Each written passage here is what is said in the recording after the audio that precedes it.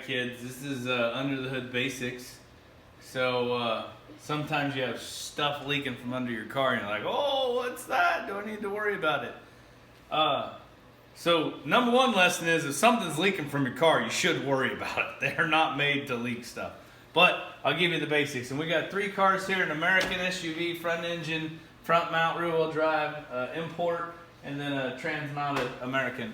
So a couple things right back here, almost always on the driver's side, and it's almost always gonna be right in front. That's gonna be your master cylinder and then your reservoir pump, or your reservoir. This is brake fluid. If that thing's ever low, it can be a real problem. If it's spewing fluid out or you're leaking out, you got a problem. Pull over. Oh, this is power steering fluid. The biggest thing about power steering fluid is you ever hear cars drive by and they go ring, and they have that real high pitch ring. They got a power steering problem, which means they don't have fluid or the pump's bad or something like that. But whenever you hear that car, you hear the car go by, there's a real high pitch whine. That's an issue. This is the battery. Girls, if you ever need a battery, you just go to a mechanic shop or auto body shop or AutoZone or whatever and use your girl charm and they'll put a new battery in for you. This is where the oil goes in.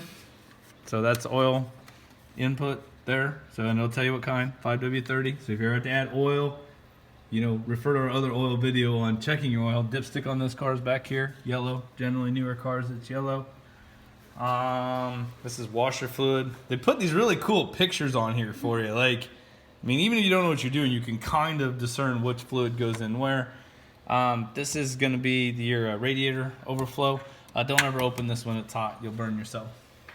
All right, that's car number 1. Similar setup, rear wheel drive, front engine. You notice your brake master cylinder and brake fluid, the exact same spot. Most cars, this is in the same spot until you get into real high dollar or brand new imports. They've moved that stuff around, but for the most part, it's there. Battery is there. Engine or oil input here. On this one, this is the coolant input. Again, don't mess around with that. You're going to get burnt. This is power steering fluid. Again, you hear that ring. Got a problem? Power steering fluid and your windshield washer. I mean, really, for the most part, if you're not going to do your own maintenance, you don't know what you need to know, this is about all you need to know is where to put the windshield washer fluid. Like, right here. That's about all you need to know. Everything else, just kind of explaining so if it's spewing out, you know how bad it is. All right, finally, so this is what you're going to see in a lot of newer cars, especially smaller cars, and it's called a trans-mounted motor, so the motor's actually turned sideways. The first 2 we looked at, they were north and south. This is kind of running east and west. Setup is still very much the same. You know, your brake fluid reservoir here, power steering over here, engine oil, coolant, windshield washer fluid, and dipstick.